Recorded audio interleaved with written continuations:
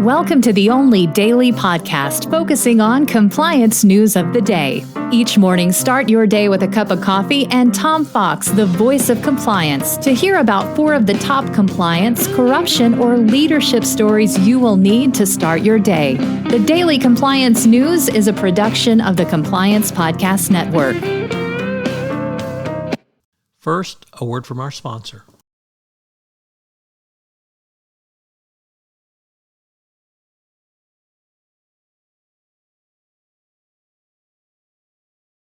The Daily Compliance News for April 3, 2023, the $495 million edition.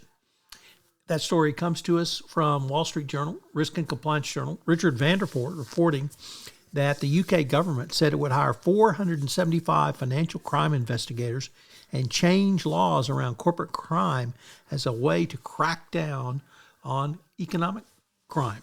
3-year plan unveiled Thursday calls for new spending of some £400 million, which is the equivalent to $495 million at several government agencies.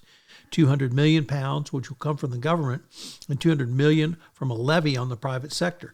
The government will make a $100 million investment in data analytics and other technology.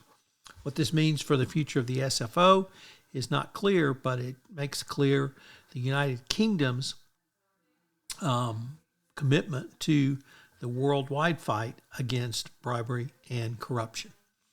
Next up, from the New York Times, Dan Gertler, the Israeli billionaire who's gotten into trouble for alleged bribery and corruption in the Congo, has reached a deal with the Democratic Republic of Congo to return more than $1 billion of corrupt mining deals in return for a $260 million payment and an agreement to intervene, with President Biden asking that the Treasury Department roll back the punishment which was levied on him as naming him, or putting him rather, on the U.S. sanctions list.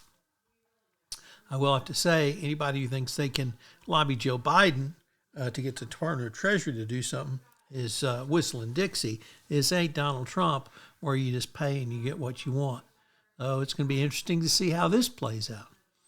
Next up, from Reuters, PdVSA's supervising board is going to appeal a creditor's move to go after CITGO, 4 companies that PdVSA has owed $970 million to, received bankruptcy court approval to take control of the PdVSA asset CITGO, which is here in the United States, a chemical or energy refinery. And PdVSA wants to block this, but this is going to be a long, hard road for PdVSA. And then finally, from the OCCRP, that's the Organized Crime and Corruption Reporting Project, has said that the U.S. has recovered $53 million in profits from corruption in the Nigerian oil industry. 2 Nigerian businessmen were accused of corruption between 2011 and 2015, and the Department of Justice has been able to take back and obtain some of that money. So good job by the U.S. DOJ. The Daily Compliance News is a production of the Compliance Podcast Network and a proud member of C-Suite Radio. Thanks so much for listening. I hope you'll join me again tomorrow.